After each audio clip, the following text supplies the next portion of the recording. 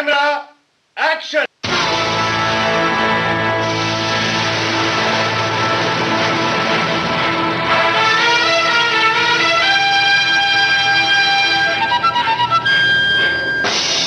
श्रोताओं नमस्कार। विविध भारती की बॉम्बे टॉकीज में आज कुछ बातों, कुछ किस्सों और कुछ गीतों के साथ स्टूडियो में पधारे हैं अमर हल्दीपुर। आपके साथ फिल्मी गपशप में शामिल हैं अमरकांत दुबे। आज सुनिए इस बातचीत का तीसरा भाग। अंधेरी रातों में सुनसान राहों पर, अंधेरी रातों में सुनसान राहों पर, हर जुल्म मिटाने को एक मसीहा निकलता है, जिसे लोग शहंशाह कहते हैं। अंधेरी रातों में सुनसान राहों पर। नहीं लगता कि इस तरह के जो कलाकार जो एक गाने की रचना में कितना महत्वपूर्ण स्थान रखते हैं, जो गीतों को सुनते हैं, संगीत को सुनते हैं, उन्हें मालूम ही नहीं होता है कि भाई ये आखिर किसने बनाया, ये किसने बजाया होगा। खैर, अमर हल्दीपुर जो कि अभी भी हमारे साथ स्टूडियो में बने हुए हैं, उनसे आगे की बातचीत में बहुत सी बातें जानने की कोशिश करें और आगे बढ़ते हैं, बात करते हैं अमर जी से। नमस्ते। नमस्कार जी।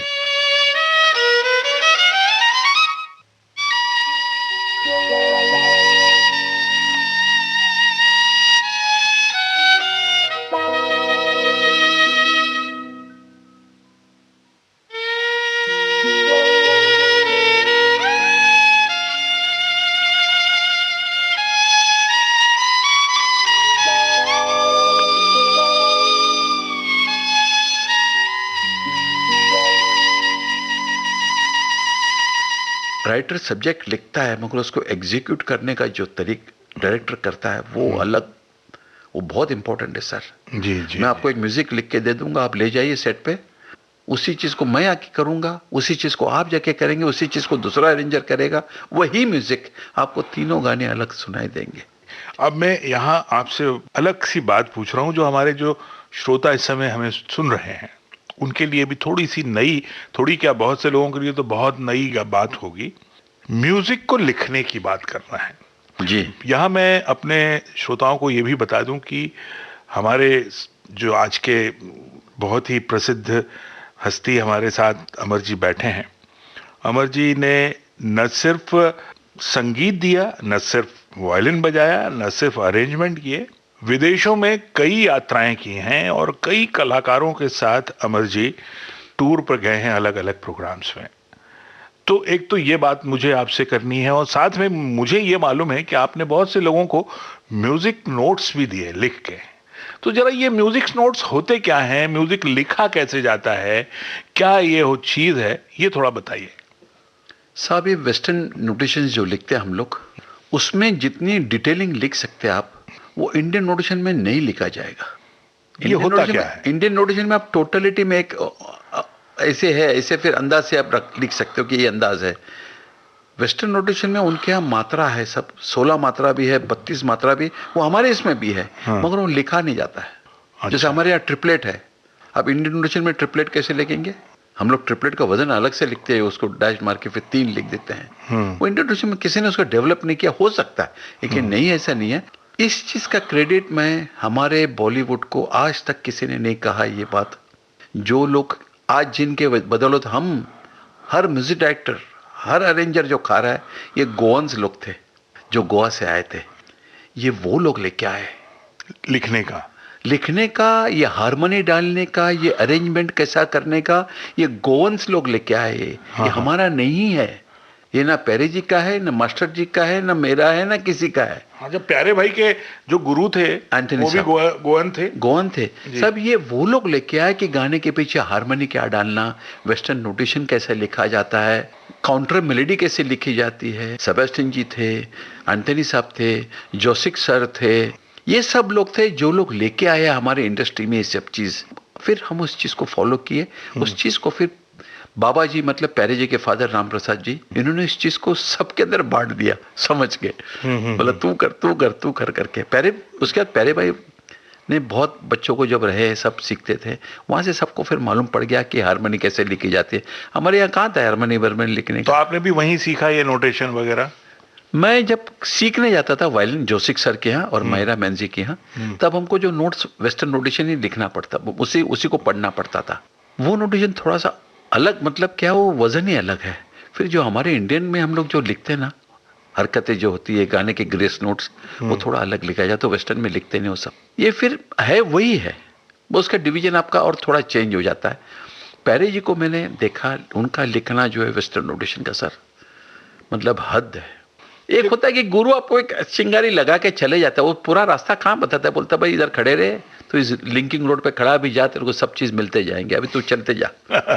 वो हमारे साथ चलते नहीं लिंकिंग रोड तक। उन्होंने बताया, मैं एक बार गाना लिख रहा था तो मेरे समझ में नहीं आया, पहले भाई ये बोले 1 मिनट लाओ, तो उन्होंने करके कुछ डिविजन डाल दिया। मैं बोला बराबर जैसे गा रहे हो वैसे ही लग रहा है, ये समथिंग लाइक दिस नहीं चलेगा सर अगर परफेक्ट लिखना है। फिर वेस्टर्न नोटेशन में और भी चीज़ें सर। मैं जब लता जी के लिए कॉन्सर्ट में गया था, लंदन गए थे हम लोग, जब वहाँ का रेन ऑर्केस्ट्रा, इंग्लिश ऑर्केस्ट्रा था, सिम्फनी ऑर्केस्ट्रा, उनके लिए हिंदी गाने लिखने थे हमको। लता जी गाने वाली थी ना, तो लता जी बोले अमर तुम लिखोगे क्या? मैं बोला मैं लिख दूंगा, कोई टेंशन नहीं है। तो लता जी ने जब कहा मुझसे कि अमर तुम ये लिखोगे क्या, वहाँ का कंडक्टर है बहुत पैसे मांग रहा है भाई, तो अच्छा अपने से होगा ही नहीं है। मैं बोला लिख दूंगा, कोई टेंशन नहीं, क्योंकि मैं वेस्टर्न म्यूजिक ही सीखा हूँ ना। दोस्तों मैं यहाँ आपको ये क्लियर कर दूं कि ये गाने लिखने की जो बात अमर जी कर रहे हैं, ये गाने के बोलों की बात नहीं हो रही है, गाने के जो संगीत की बात हम अभी कर रहे थे, वो नोटेशन की बात अमर जी कर रहे हैं। जी जी, मैंने LTCL किया है म्यूजिक के अंदर, learning Trinity college of London. फिर वो पूरा वेस्टर्न स्टाइल से मैं बजाता था, तो पिताजी कभी गाना बजाने के लिए बोलते थे, एकदम लारी लप्पा बजता था मेरे हाथ से, बहुत मार खाता था। बोले ये क्या बजा रहा है यार, ये अंग्रेज लोगों जैसा गाना बजा रहा है, वो बात नहीं बन रही है। जैसे मैं आपको एक एग्जाम्पल बताता हूँ कि बहुत दिन बीते, अभी है ना, तो मैं क्या कहता टा तरे दारा दी रा, ऐसा बजाता था, तो पाड़ करके मार देता, अरे यार बहु ता तरे दा, ये आता था। सब बहुत फर्क है दोनों चीज में। बहुत दिन बीते रे, बहुत दिन बीते, खबर मोरी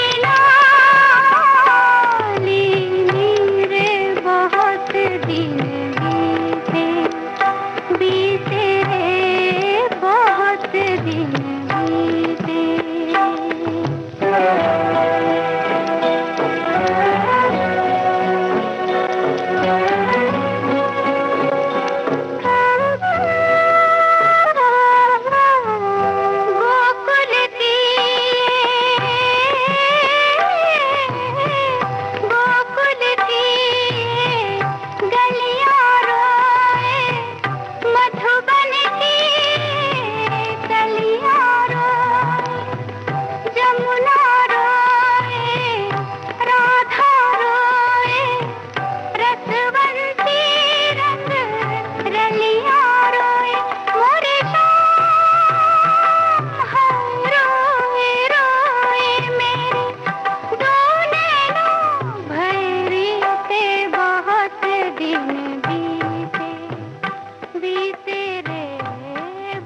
तो फिर आस्ते आस्ते जैसे यहाँ काम करने लग गया, वेस्टर्न म्यूजिक छोड़ के, मेरा टेक्सचर वेस्टर्न का होगा मगर मेरा कंटेंट इंडियन है, आसन पैकेजिंग वेस्टर्न है।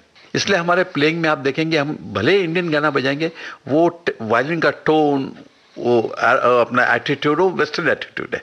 अच्छा हाँ, जो आपको इंडियन जो सीखा होगा उसके अंदर वो उस टाइप का नहीं। हमारे इंडियन म्यूजिक में मैंने एक चीज देखा sir, I would like two point out in this, singing का भी देख लीजिए, म्यूजिशियन का भी देख लीजिए, ये टीचर्स लोग ना खाली आपको राग सिखाकर बंदिश सिखाने में लगे रहते हैं। वॉइस कैसे प्रोजेक्ट करना है, टोनल क्वालिटी कैसे लाना है, ब्रेथ कहाँ है, कितना प्रेशर, ये सब कभी किसी ने सिखाया नहीं सर। तो उनको लगता है ना कि संगीत जब सीख रहे हैं तो गाने का गाना सीखने आप कहीं और जाइए। सब संगीत क्या है, आप जो गा रहे हो वो अच्छा तो लगे मुझे। आप समझे? सही बात। हाँ करके आप चालू गए, क्या होता है हाँ एक, अब देखिए ना, मैं उनको निंदा नहीं कर रहा हूँ, भीमसेन जी गाते हैं, जितने क्लासिकल सिंगर्स हैं, आप वही गाना रफी साहब से सुन लीजिए आप।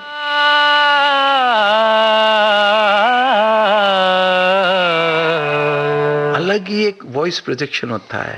मधुबन में राधिका नाचे रे, मधुबन में राधिका नाचे रे, गिरधर की मुरलिया बाजे रे।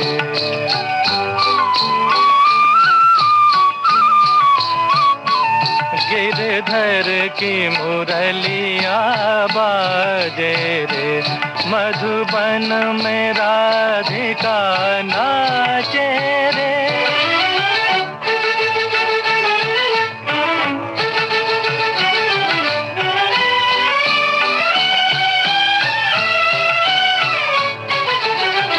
पग में घूंघर बांध के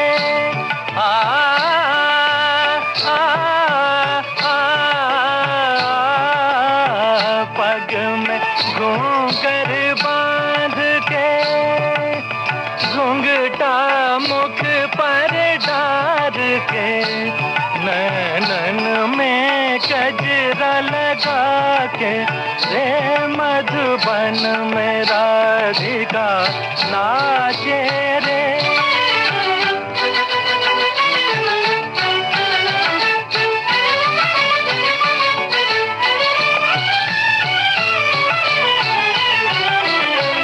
दौलत छम छम कामनी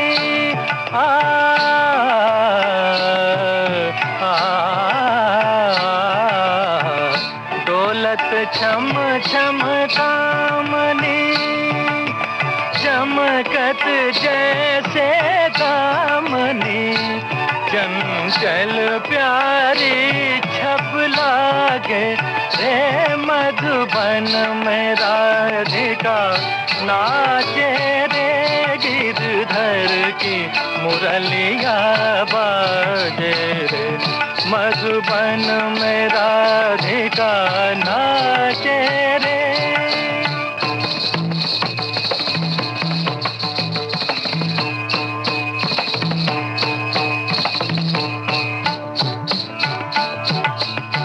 मृदंग बाजे तिरकिट धूम ताता, मृदंग बाजे तिरकिट धूम ताता, नाचत छूम छूम तथई तथई तथा, छूम छूम चनना छूम छूम चनना, क्रांता क्रांता क्रांता था था था, मधुबन में राधिका नाचे रे। आज अमिताभ जी है, उनकी वॉइस देखिए क्या है।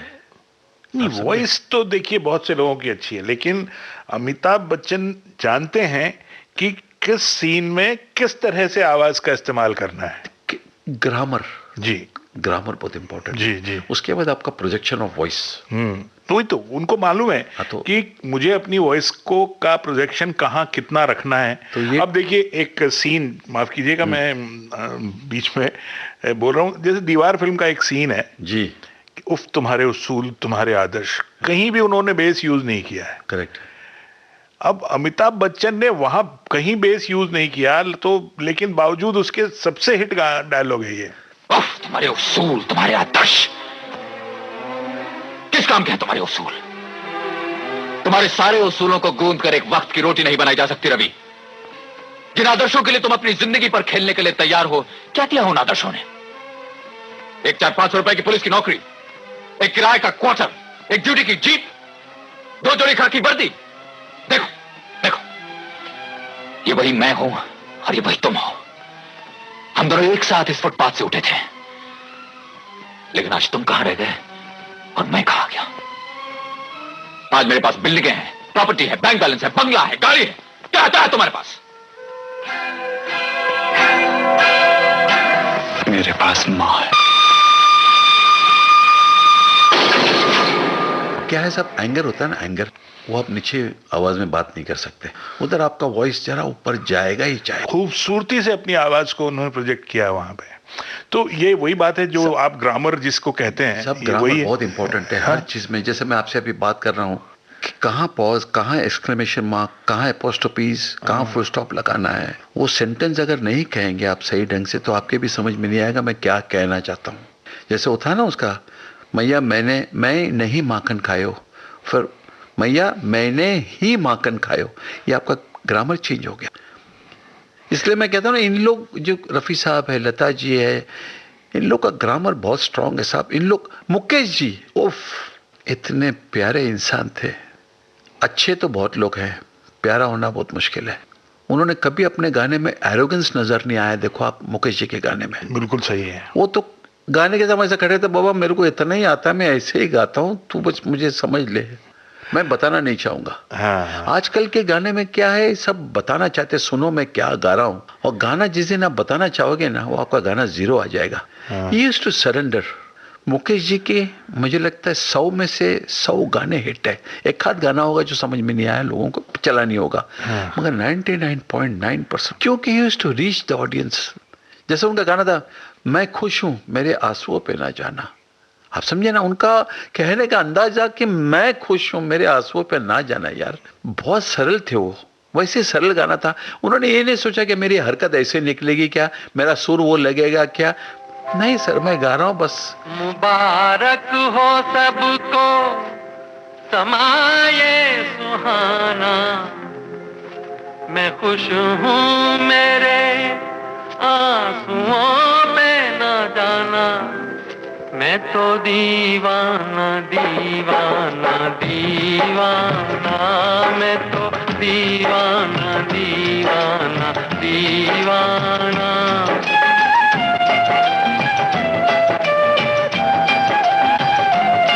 मुबारक हो सबको समाये सुहाना, मैं खुश हूँ मेरे आंसुओं पे न जाना, मैं तो दीवाना दीवाना दीवाना, मैं तो दीवाना दीवाना दीवाना।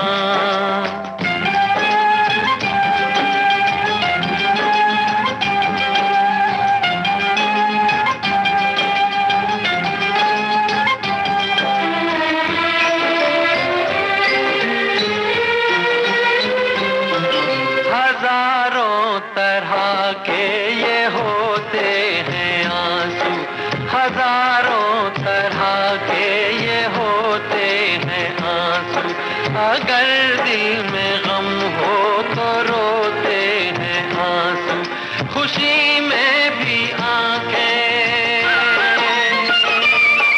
खुशी में भी आंखें भिगोते हैं आंसू, इन्हें जान सकता नहीं ये जमाना, मैं खुश हूँ मेरे आंसुओं पे ना जाना, मैं तो दीवाना दीवाना दीवाना, मैं तो दीवाना। मैं ये कहना चाहता हूं सर कि जिस संगीत की हम बात करते हैं, जिस सुर की बात कर रहे हैं, जिस ताल की बात आप कर रहे हैं, ये सिर्फ जानकार के समझ में आता है।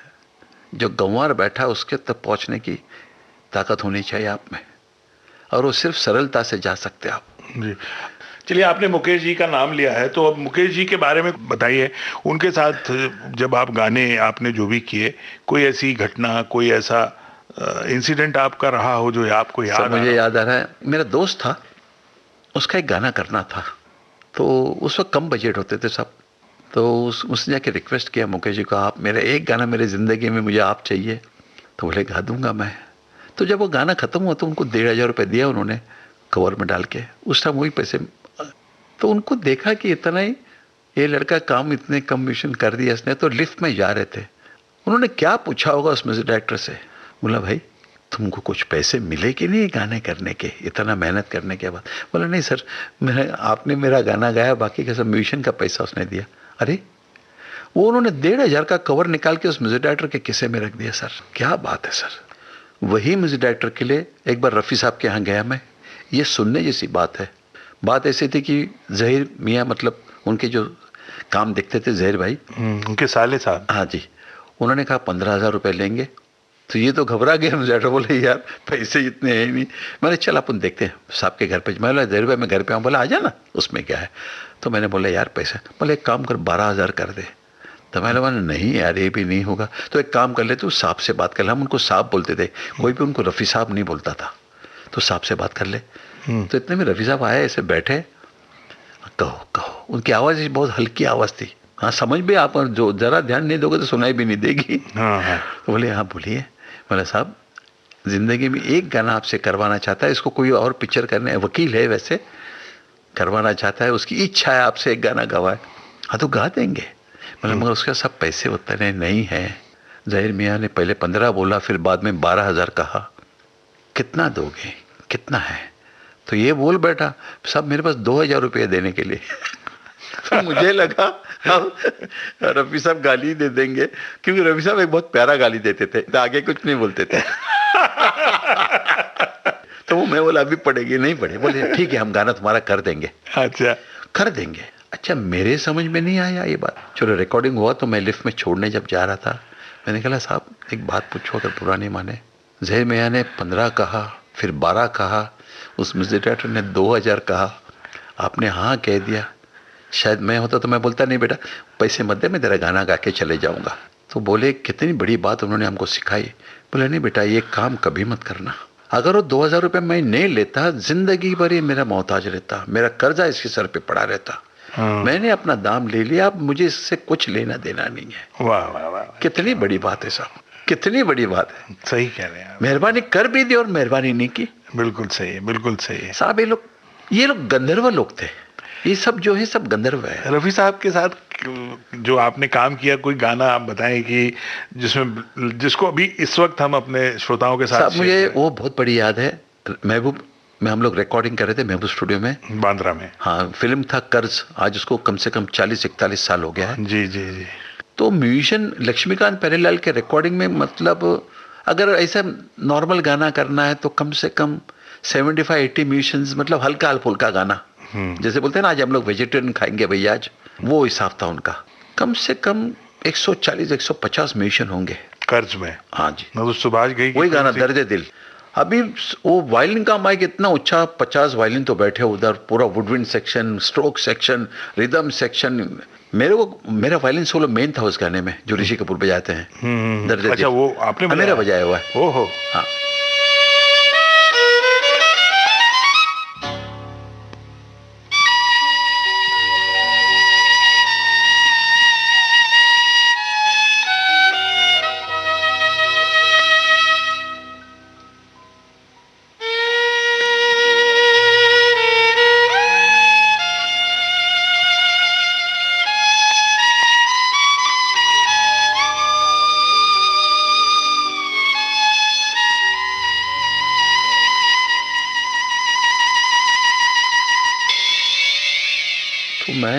मैं बोला टगोर यार ये थोड़ा अड़चन है, मैं इसमें नहीं बजा सकूंगा, बहुत बड़ा सोलो जैसा है। बोले कहाँ फिर नहीं बजा सकते, कैसे करूँ यार तुम्हारा। फिर एक काम करता हूँ मैं तुमको अंदर माइक लगा देता। चलेगा, मैं लगा दे। मेरे समझ में नहीं, अंदर माइक लगा देता हूँ। इतने में देखा तो रफ़ी साहब जहाँ खड़े उसी के बाजू में माइक लगा दिया, आर्टिस्ट रूम में। नॉर्मली म्यूजिशियन कभी आर्टिस्ट साथ खड़े रह नहीं बजाता। तो 2 माइक लगाया, एक उधर लगाया, एक मेरा माइक लगाया। तो वो गाना जब चल रहा था, वो लाइव रिकॉर्डिंग है सर गाने की। हाँ सब पूरे लाइव रिकॉर्डिंग है, कोई डबिंग नहीं। रफ़ी साहब गा रहे थे, मैं बजा रहा था। ये उनकी याद है मेरे पास। दर्द दिल, दर्द जिगर, दिल में जगाया आपने। दर्द दिल, दर्द जिगर, दिल में जगाया आपने। पहले तो मैं शायर था, पहले तो मैं शायर था, आशिक बनाया आपने। दर्द दिल, दर्द जिगर, दिल में जगाया आपने। दर्द दिल, दर्द जिगर, दिल में जगाया आपने। क्या गाना है सर वो, जी क्या सर जी। गाना है वो, और वो लाइव रिकॉर्डिंग में हुआ है, ये जी सुन के सर। तो बहुत आश्चर्य लगता है। साहब यही मुश्किल था उस वक्त, लाइव रिकॉर्डिंग करना, मतलब गाना शुरू हुआ आखिर तक गाओ, इसलिए ये वो गाने ना एक जान लगता है आज भी।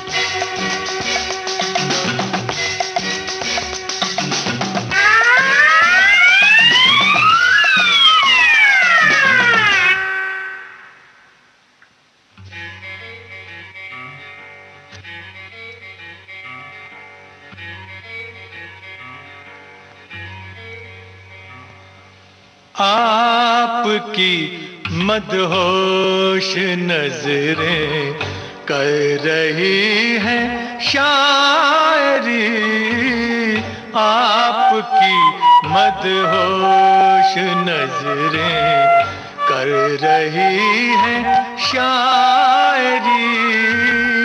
ये गजल मेरी नहीं, ये गजल है आपकी।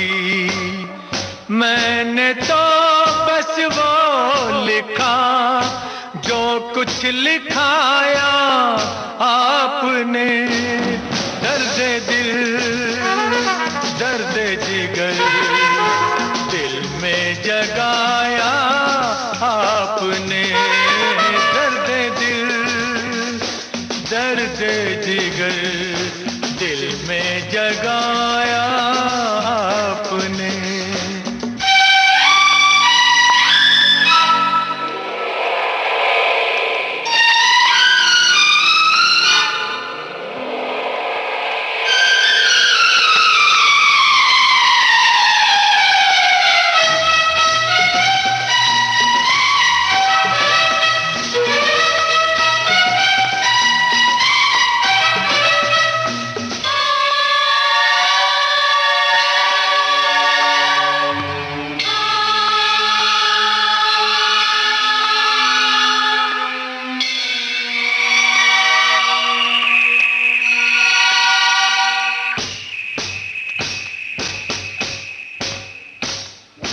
कब कहाँ सब खो गई जितनी भी थी परछाइयाँ, उठ गई यारों की महफिल, हो गई तन्हाइयाँ।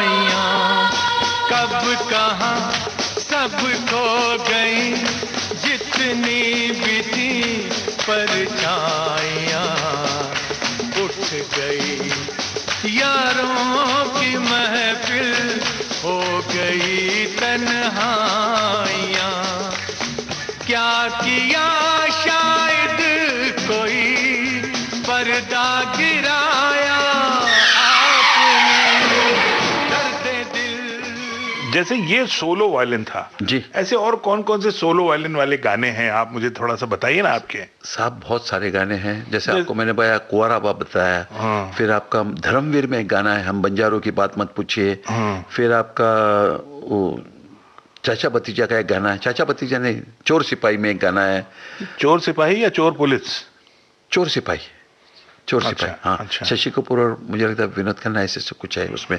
उसमें एक गाना है, मिस्टर इंडिया का गाना है। मिस्टर इंडिया का कौन सा गाना? नहीं वो गाना है ना काटे नहीं कट, उसमें- लक्ष्मीकांत प्यारेलाल जी के यहाँ आफ्टर शोर, शोर का गाना हमारे बुजुर्ग, हमारे सीनियर, मेरे प्यारे जेरी फर्नांडिस जी ने बजाया है। अच्छा। साहब क्या उनके वायलिन का टोन था, मैं सच कहता हूँ। ओहो एक ऐसा प्यार का नगमा। एक प्यार का, ऐसा लगता था पहाड़ जैसे आवाज आती थी वायलिन में से उनके।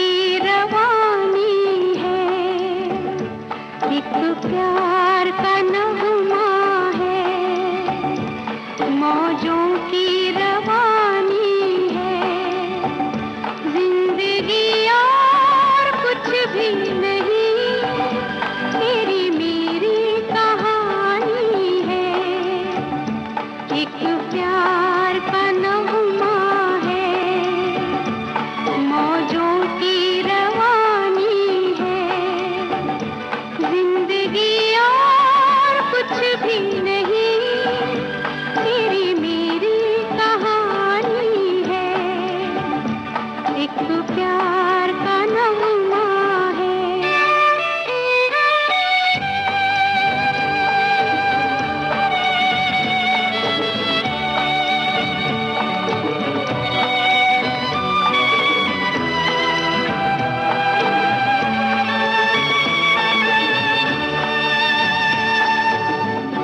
ला ला ला ला ला ला, ला ला ला ला ला ला, कुछ पाकर खोना है, कुछ खोकर पाना है, जीवन का मतलब तो आना और जाना है, दो पल के जीवन से एक उम्र चुरानी है। जिंदगी और कुछ भी नहीं, तेरी मेरी कहानी है, एक प्यार का नगमा है। उसके बाद जितने सोलो बजाए वो सब मेरे बजाए हुए हैं, लक्ष्मीकांत परेरा के सब। उसके पहले ऑस्कर परेरा ने जी भी बजाया है। प्यारे भाई भी तो वायलिन बजाते थे। हाँ, एक गाना मुझे अभी याद आ रहा है उनका, आपने अगर जिक्र किया उस बात का, वो फिल्म थी तकदीर, भरत भूषण जी थे उसमें। जब जब बाहर आए गाने में नारेलकर जी बजा रहे थे, तो गाना खत्म हो गया तो इतने में प्यारे भाई बाहर आए। उस रिकॉर्डिंग में मैं था नहीं, उसके बैकग्राउंड में मैं था। तो प्यारे जी बोले, नारेलकर जी अगर आप बुरा नहीं मानो तो एक ट्रैक में मैं बजा दूं क्या, यही सोलो। तो उन्होंने वो नर्मदे भाई जी थी शायद, उनका वायलिन लिया, बोले चलो टेक करते हैं। तो फिर प्यारे जी ने बजाया।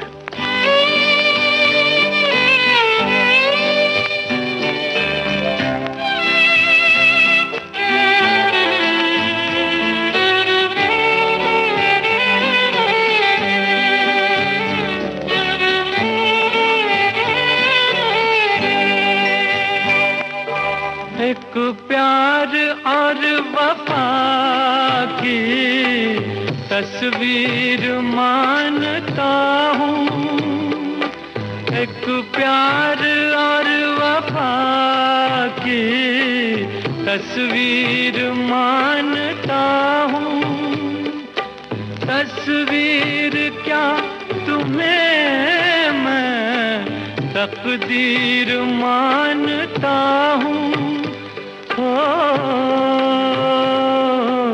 देखी नजर ने खुशियाँ, या देखे गम के साए, मुझे तुम याद आए, मुझे तुम याद आए। मन तो नहीं कर रहा है कि बात को कहीं और मोड़ूं, लेकिन मोड़ना पड़ेगा। और जहां मैं बात कर रहा था पहले वो यूनिवर्सिटीज़ की, अब हम लता मंगेशकर और आशा भोसले, और बीच में एक और बड़ी यूनिवर्सिटी रह गई, किशोर कुमार जी।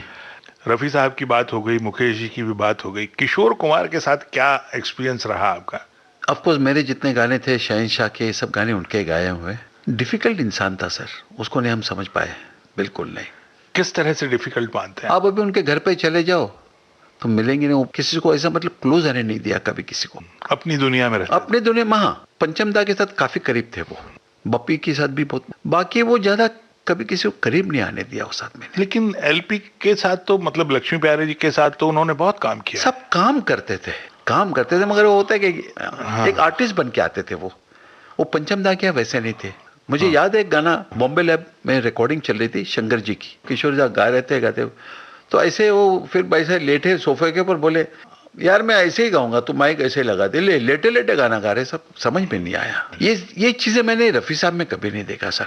वो जब काम करने आए तो सिर्फ म्यूजिक डायरेक्टर बॉस उनके लिए था, वो कितना भी छोटा हो। अब लता जी की ही बात करते हैं, जैसे मैं बात कर रहा था यूनिवर्सिटीज की।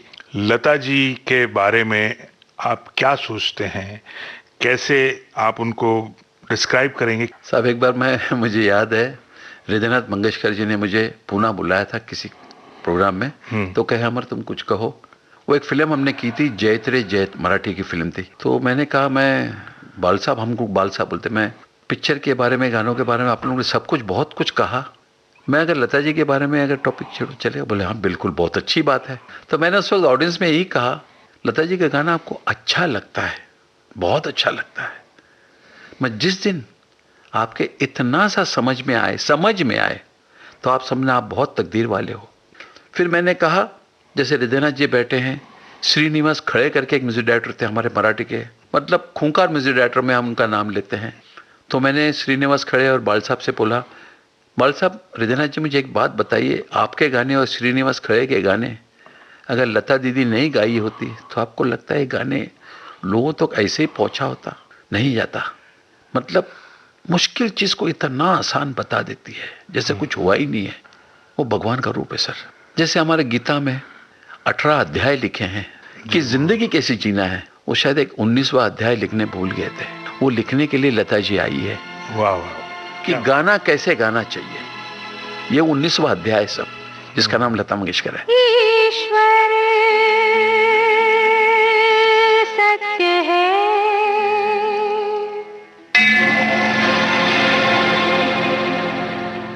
सत्य ही शिव है,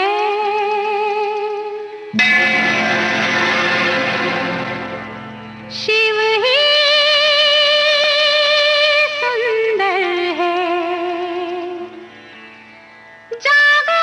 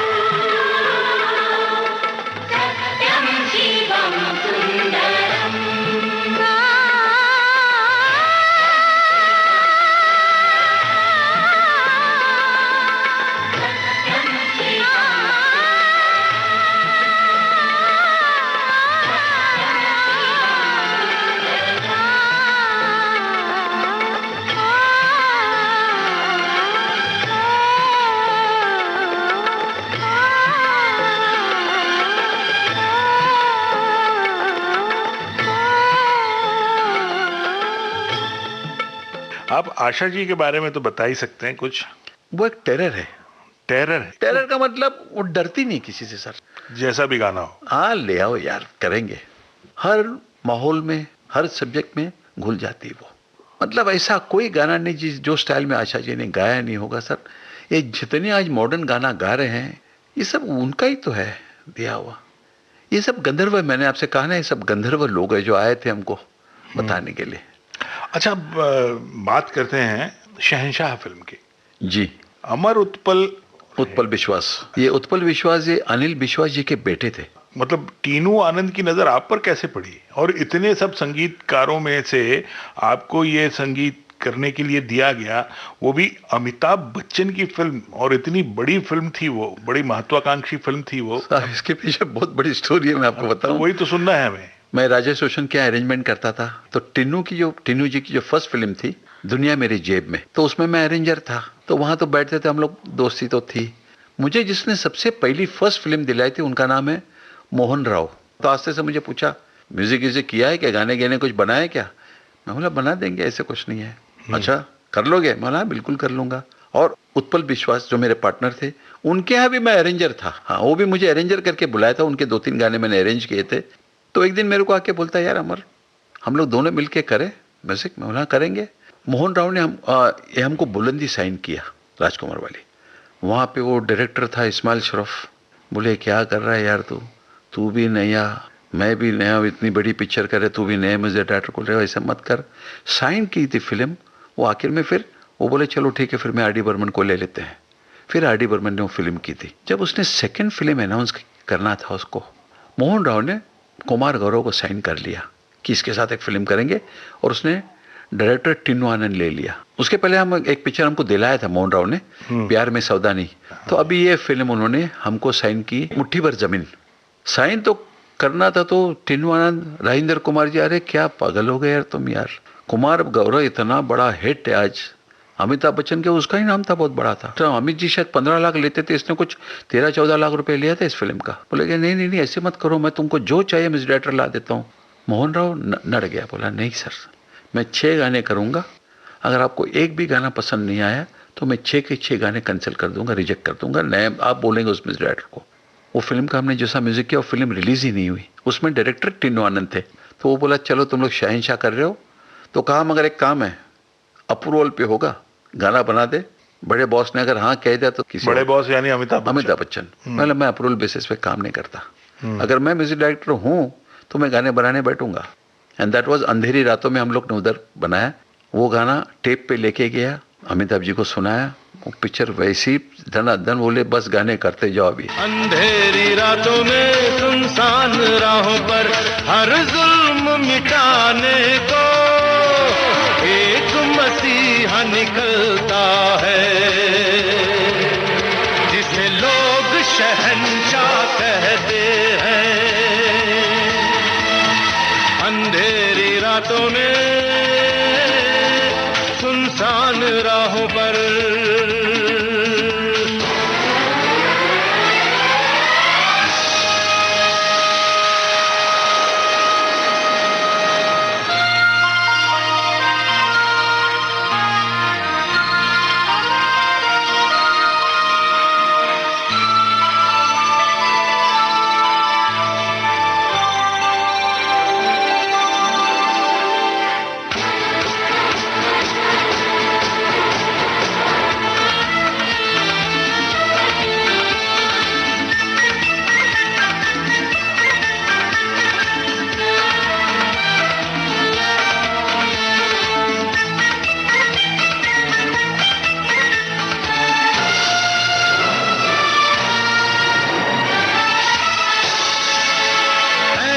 बहादुर देखे हैं थोड़े, ऐसे बहादुर देखे हैं थोड़े, जुल्मों सितम की जंजीरें तोड़े। पीछे पड़े तो पीछा न छोड़े, बड़ा जोर है उसके हाथों में। अंधेरी रातों में सुनसान राहों पर, अंधेरी रातों में सुनसान राहों पर हर जुल्म मिटाने को एक मसीहा निकलता है, जिसे लोग शहंशाह कहते हैं। अंधेरी रातों में सुनसान राहों पर। बहुत बड़ा ऑर्केस्ट्रा था, बहुत मतलब फुल हैंड मिला, बोले जो चाहिए हो करो।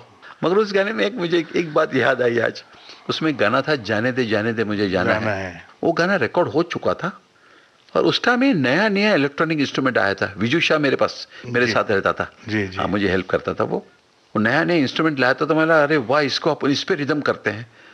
गाना रिकॉर्ड तो कर दिया, किशोरदा भी गा गए, लता जी भी गा गई। एक 2 महीना 3 महीने का गाना ऐसा घर पे कैसेट लगा के सुनने बैठा, मैं बोला ये गाना तो बहुत बुरा लग रहा है यार ये। तो मैंने उत्पल से कहा मुन्ना ये क्या हुआ है मालूम है इस गाने का? बोला क्या हुआ है? बोला गाने का टेम्पो बहुत स्लो हो गया। जाने दे मुझे जाना है, अरे वाह जो ये था अभी, जाने दे मुझे जाना है, ये गाने का टेम्पो बन गया था वो इलेक्ट्रॉनिक के चक्कर में, हाथ से बजाने के चक्कर में। तो मैंने टिन्नू आनंद से कहा भैया गाना ये री रिकॉर्ड करेंगे यार। बोला पागल हो गया, वो किशोर कुमार गाया है, लता जी गाई है, मैं वापस लेके आता हूँ ना यार, मुझे रिकॉर्ड। बोला नहीं मत कर, उसमें 120 म्यूजिशियन ही उसके। तूने फिर से बोला मतलब मेरे को करने देना यार। बोला नहीं मैं तो उस चीज़ के अगेंस्ट हूँ। बोला टिन्नू जी एक काम करूँ, मैं अपने खर्चे पे करूँ, तू कर। मैं बोला अगर अच्छा लगा तो पैसा देना पड़ेगा। बोलता तू बहुत शाना है रे। बोला हाँ अच्छा लगा तो देना ना। मैं गया फिल्म सेंटर में, उस टाइम केरसी जी, हनी, सुनील जी, विजू शाह, सिर्फ 7 म्यूजिशियन थे इस गाने में। उस टाइम 120 म्यूजिशियन इसमें 7। मतलब मेरे को जो गाना चाहिए इसका एक टेम्पो अलग चाहिए, it's a very peppy song. Record किया एज इट इज, ऐसे डबिंग वॉइस में गा दिया। उसमें रात को टिन्नू को सुनाया तो नाच रहे थे सब लोग। बोले यार तू क्या करके लाया? मतलब पहले पैसा दे। पहला पैसा दे। कितना है? मतलब 13,000 रुपया खर्चा हुआ यार, तू दे दे मेरे को। तो मगर इसमें एक हुआ प्रॉब्लम हुआ सर। किशोरदा के यहाँ जा रहे तो बोले मैं नहीं गाऊंगा ये गाना। लता जी के यहाँ गए, बोले मैं गा दूंगी अमर, मैं गा दूंगी, कोई टेंशन नहीं, तू किशोरदा की डेट ले ले। तो हो ही नहीं रहा है। मतलब दीदी वो ऐसा संडे को रख, देख संडे को आते, क्योंकि मैं लता जी के बहुत करीब था सर, अभी भी बहुत करीब हूँ। कभी भी चाहिए हम उधर, हमारे लिए टक टक नॉक करने की जरूरत नहीं है, हम उनके घर के हैं। तो किशोरदा बोले मैं नहीं गाऊंगा। उस टाइम क्या हुआ था, अमित जी ने किशोरदा के कोई फिल्म में मना कर दिया था करने के लिए कोई काम, इसलिए बोला नहीं गाऊंगा मैं, अमिताभ बच्चन के लिए नहीं गाऊंगा। फिर अभी वो नाटक चालू हो गया तो मैं भी खड़े दिमाग का, बोला नहीं गाता तो छोड़ यार मुन्ना, टिन्नू जी वो नहीं गा रहे, मैं वॉइस चेंज कर रहा हूँ। तब जाके मैं मुन्ना अजीज को लेके आया उस गाने में। जाने दो मुझे जाना है,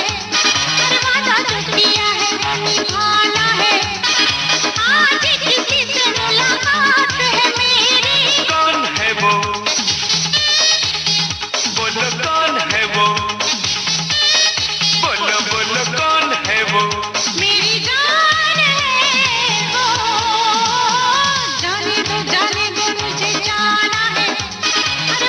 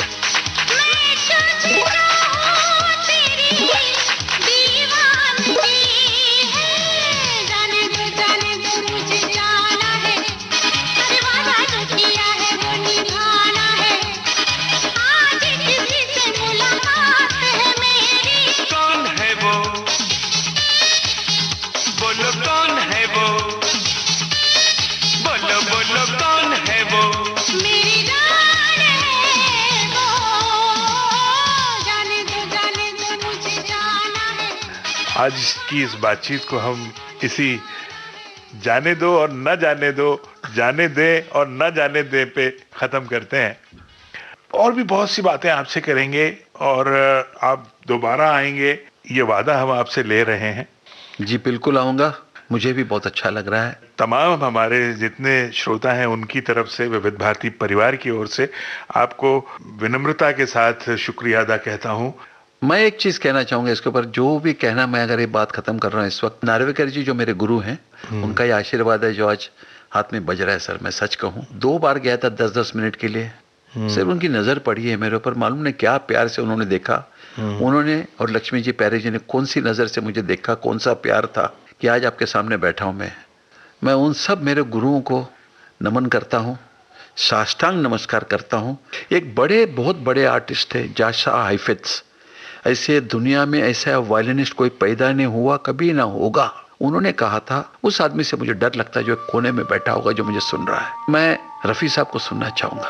पूरी शाम ख्याल उनका आ गया। अभी हमारी भी बातचीत होते होते शाम हो गई। बहुत बहुत शुक्रिया। Thank you sir, thank you, नमस्कार जी। हुई शाम उनका ख्याल आ गया, हुई शाम उनका ख्याल आ गया, वही जिंदगी का सवाल आ गया, वही जिंदगी का सवाल आ गया, हुई शाम उनका ख्याल आ गया, हुई शाम उनका ख्याल आ गया।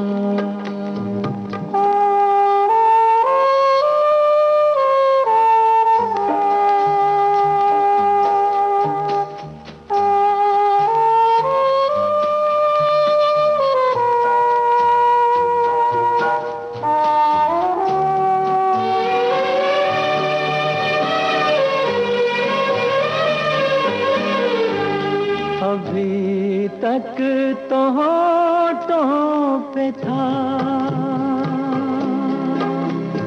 तबस्सुम का एक सिलसिला,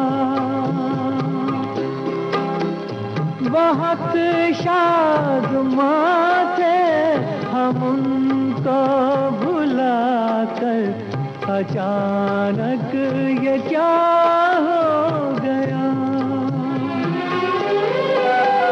कि चेहरे पे रंगे मलाल आ गया, कि चेहरे पे रंगे मलाल आ गया, हुई शाम उनका ख्याल आ गया, हुई शाम उनका ख्याल आ गया।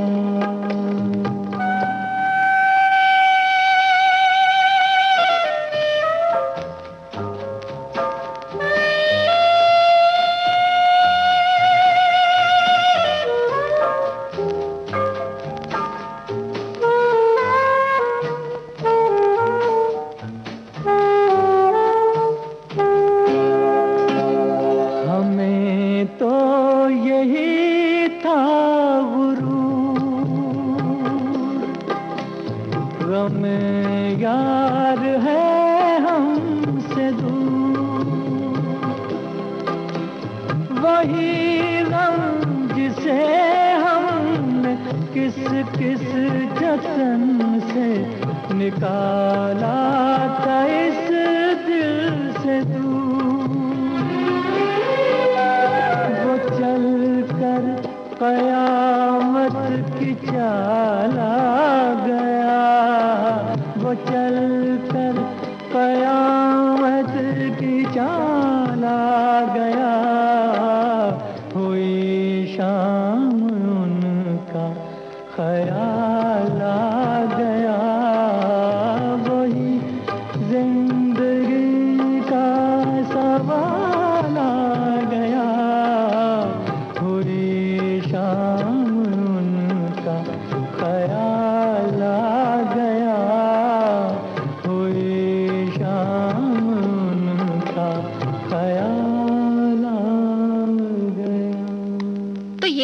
विविध भारती की बॉम्बे टॉकीज।